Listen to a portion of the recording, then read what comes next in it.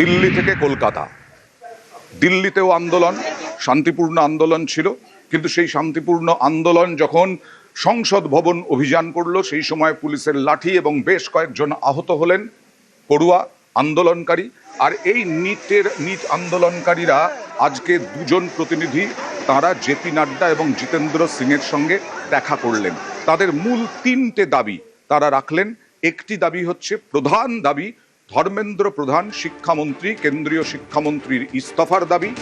দ্বিতীয় দাবি, যে করেই হোক ধর্মেন্দ্র প্রধানকে ইস্তফা দিতেই হবে বা বরখাস্ত করতে হবে। দ্বিতীয় দাবি হচ্ছে, যারা এই নিটের পেপার লিকের জন্য যারা আত্মহত্যা করেছেন, মৃত্যু হয়েছে যাদের মানসিক অবসাদে, তাদের ক্ষতিপূরণের দাবি, 1 কোটি টাকা করে ক্ষতিপূরণ।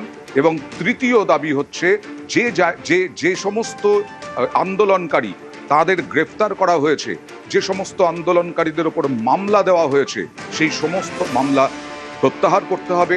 আন্দোলনকারীরা যারা ধৃত তাদেরকে ছেড়ে দিতে হবে। দুটো দাবি একেবারেই মেনে নেওয়া হয়েছে বলে দাবি জানিয়েছেন সৌরভ দাস, ককরোচ জনতা পার্টির নেতা সদস্য। এবং প্রথম যে দাবি, ধর্মেন্দ্র প্রধানের ইস্তফার দাবি, সেটা না হওয়া পর্যন্ত তারা আন্দোলন চালিয়ে যাবেন। ইস্তফা না দিলে আরো বড়সড় আন্দোলন হবে। এবং আগামীকাল পর্যন্ত, দুপুর পর্যন্ত সময় দিয়েছে কেন্দ্রীয় সরকার। দেখুন কি বললেন সৌরভ। पूरे देश के युवाओं में जो गुस्सा है, जो आक्रोश है, एक सेंटीमेंट है, वो बहुत क्लियर सेंटीमेंट है that Dharmendra Pradhan has to resign और he needs to be sacked.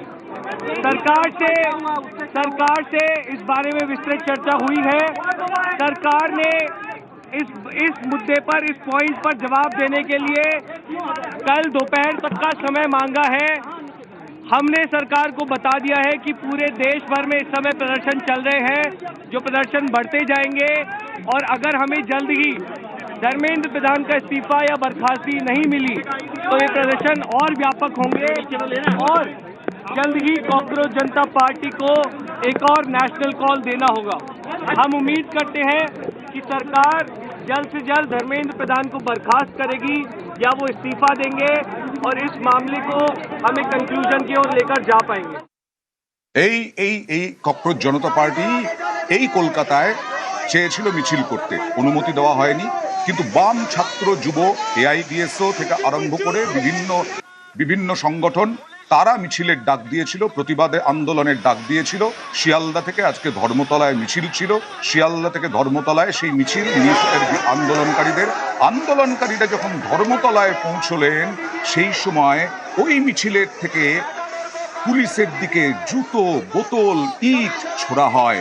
তারপরেই পুলিশ তাড়া করে, লাঠি উঁচিয়ে তাড়া করে ছত্রভঙ্গ করার চেষ্টা করে, জল কামান ছোড়ে। এবং সাংবাদিকদেরও আক্রমণ করা হয়, সাংবাদিকদের হেনস্থা করা হয়, এরকম অভিযোগ উঠছে। আবার তাদের অবস্থান রানী রাসমণিতে তারা দাবি করেছিলেন। প্রথমে না করলেও পুলিশ রানী রাসমণিতে অবস্থানের অনুমতি দিল। তারপরেও সেই অবস্থান থেকেও সাংবাদিকদেরকে টার্গেট করা হচ্ছে বলে অভিযোগ। যারা সপ্তর্ষিদেব, দেবাঞ্জন, এরা তো যথেষ্ট দায়িত্বজ্ঞান সম্পন্ন নেতৃত্ব, তারা অবস্থানের নেতৃত্ব দিচ্ছেন। সেই অবস্থান থেকে কেন সাংবাদিকদের টার্গেট করা হচ্ছে? আউট অফ কন্ট্রোল হয়ে গেছে, নিয়ন্ত্রণের বাইরে চলে গেছে তাদের এই অবস্থান কর্মসূচি। ওখানে কি কোনো দুষ্কৃতি ঢুকে পড়েছে? ওখানে কোনো দুষ্কৃতি ঢুকে পড়েছে? এই সুযোগের সদ্ব্যবহার করছে? এই প্রশ্ন তো উঠছে, কারণ সাংবাদিকদের আক্রমণ করা হচ্ছে, সাংবাদিকদের হেনস্থা করা হচ্ছে। এবার চলে যাব আবার দিল্লিতে জেপি নাড্ডা, জিতেন্দ্র সিং এর সঙ্গে বৈঠক। সেই বৈঠক থেকে বেরিয়ে এসে জেপি নাড্ডা কি বললেন দেখুন। आंदोलनकारी लोगों के विषयों पर चर्चा करने के लिए यहाँ आए थे। लगभग 2 घंटे बातचीत चली, उनकी बातें हमने सुनी। बातें सौहार्दपूर्ण वातावरण में हुई। उनकी मुख्यतः 3 डिमांड थी और 5 सुधार के दृष्टि से परीक्षा सुझाव नहीं। हमने उनको कहा कि हम कल आपके साथ दोपहर बाद मिलेंगे और फिर हम अपने जो चर्चा आगे होगी वो आपको बताएंगे। এর মধ্যে রাজনীতিও ঢুকে গেছে। সিজেপির সঙ্গে রাজনৈতিক দল বিরোধীরা, বিশেষ করে বিজেপি বিরোধীরা, তারা সঙ্গ দিয়েছে। অখিলেশ যাদব সঙ্গ দিয়েছেন, রাহুল প্রিয়াঙ্কা সঙ্গ দিয়েছেন। আগামী সোমবার মমতা বন্দ্যোপাধ্যায় যাবেন বলেছেন সিজেপির আন্দোলনে সামিল হতে। আর এখানে রাহুল গান্ধী যে শর্ত সিজেপি দিল সেই শর্তের কথাই আওড়ালেন রাহুল গান্ধীও। ये जो हमारे फ्यूचर पे गोली चलाए हैं, लाठी मारे हैं, उन पर कार्रवाई होनी चाहिए। नरेंद्र मोदी जी जो पूरे सिस्टम के ऑपरेटर हैं, वो ऐसे जैसे हजारों युवाओं से माफी मांगे। 3 मांगे हैं, हमारे स्टूडेंट्स को मारना बंद कीजिए, धमकाना बंद कीजिए और ये मांगे पूरी कीजिए। यही मैसेज है। Dharmendra Pradhan is a criminal education minister. He has to be removed. He is a symbol of the collapse of our education system. He has to go. He is the reason my brother has got shot. He is the reason thousands of people are outside. He has to go. গতকালই JP Nadda, Jitendra Singh, Sonam ওয়াংচুকের কাছে গিয়ে তার অনশন ভাঙালেন, অনশন প্রত্যাহার করালেন। আর প্রধানমন্ত্রী পরিস্থিতি সামলাতে রাত্রিবেলায় তিনি ভিডিও বার্তা পাঠালেন। সেই ভিডিও বার্তায় তার দাবি যে লোকসভায় বিল এনে, সংসদে বিল এনে এই পেপার লিক যাতে আর না হয় তার জন্য কঠোর আইন আনা হবে এবং পরিস্থিতি যাতে অন্যদিকে না গড়ায় তার জন্যও তিনি আবেদন জানালেন। फास्ट ट्रैक कोर्ट के लिए विभागों को निर्देश दिए थे। विभागों ने लगातार मेहनत करके देर रात मुझे मुसद्दा भी दे दिया। फास्ट ट्रैक कोर्ट और कठोर सजा के प्रावधान के साथ का ये मुसद्दा कैबिनेट में चर्चा होगी।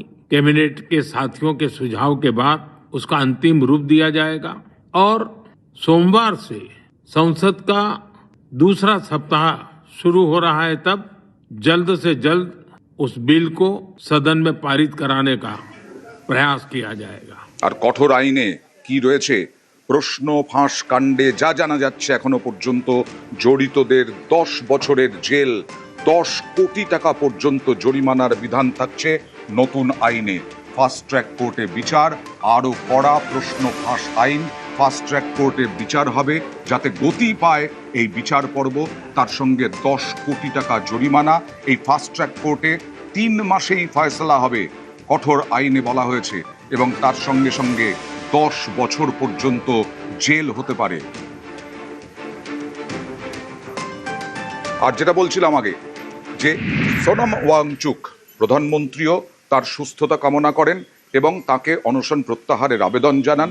জিতেন্দ্র সিং, জেপি নাড্ডা তারা যান হাসপাতালে এবং তাদের হাত ধরেই সোনাম ওয়াংচুক তিনি শান্তিপূর্ণ আন্দোলনের বার্তা দেন এবং তারপরে অনশন প্রত্যাহার করলেন। Government is positive on not registering cases against those protesting peacefully at Jantar Mantar in Delhi and those participating in the march to the Parliament on July 20, 2026. The government has already assured threadbare discussions to find solutions to paper leaks and educational reforms for exams in the Parliament. Besides, the government is also positively considering suitable compensations for the suicide victims of recent NEET paper leaks.